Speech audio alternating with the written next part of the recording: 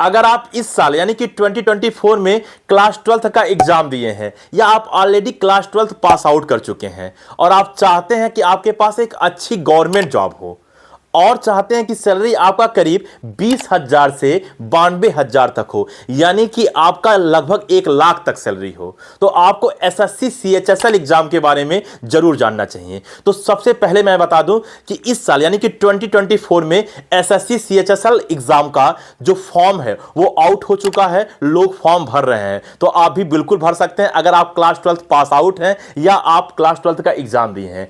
मेरा आज का वीडियो सिर्फ एसएससी सीएचएसएल की पूरी जानकारी पर होगा। मैं आपको बताऊंगा कि एसएससी सीएचएसएल में आप किस किस पोस्ट पर आप काम कर सकते हैं, यानी कौन कौन सा पोस्ट होता है। फिर मैं बताऊंगा कि एसएससी सीएचएसएल का 2024 में कितनी वैकेंसी निकला हुआ है।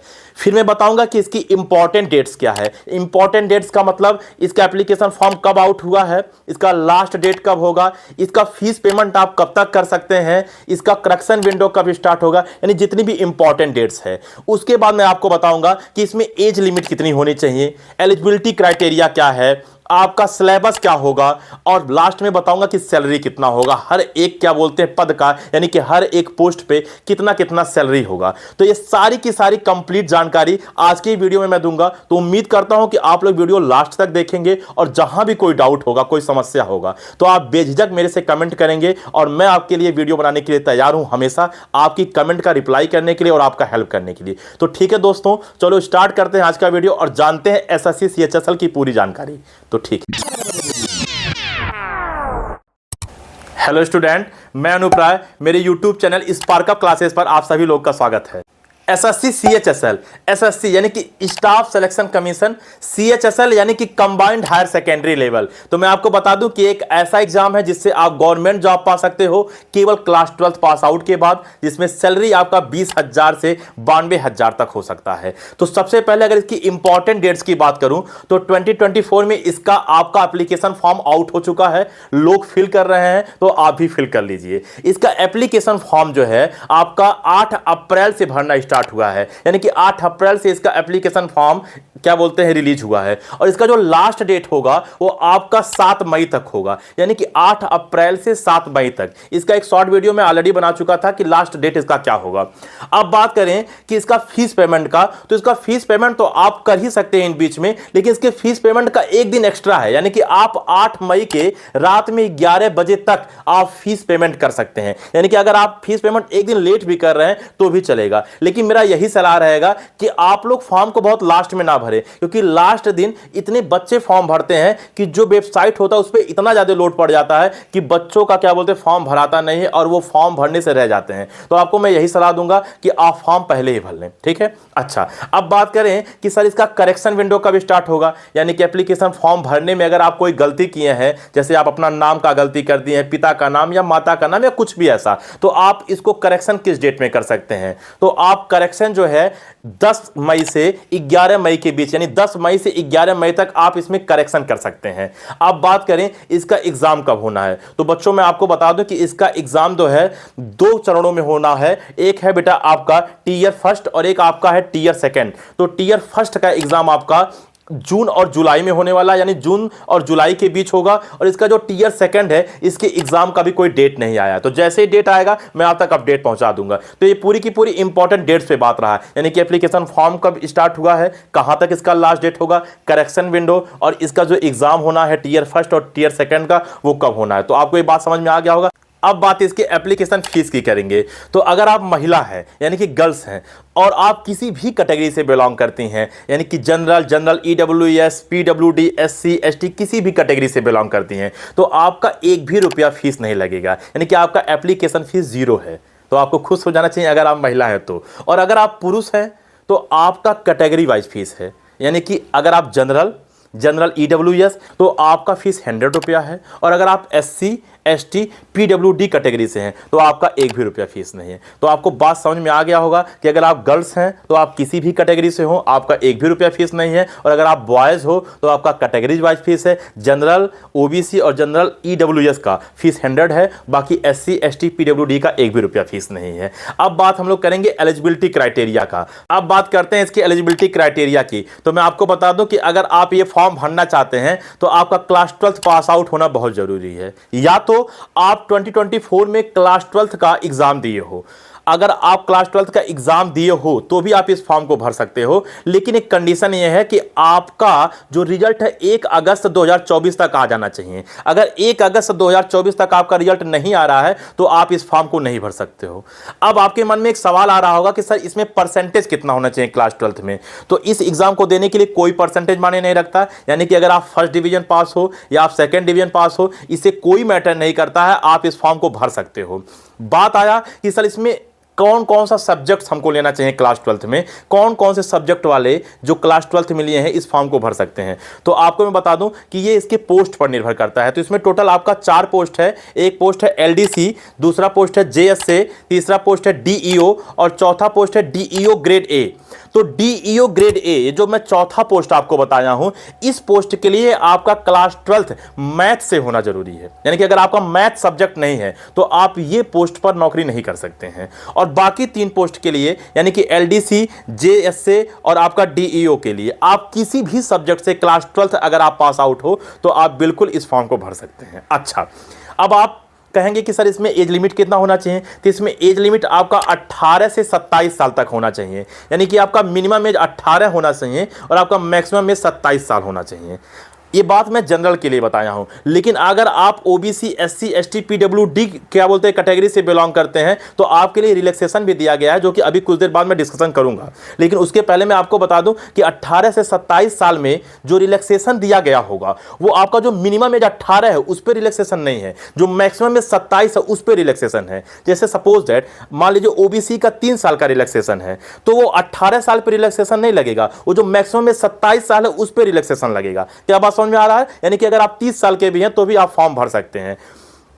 और आपका जो डेट ऑफ बर्थ है वो आपका 2 अगस्त 1997 से आपका 1 अगस्त 2006 के बीच का होना चाहिए। यानी कि आप अगर पैदा 2 अगस्त 1997 के बाद के और 1 अगस्त 2006 के पहले के हो तो आप इस फॉर्म को भर सकते हैं।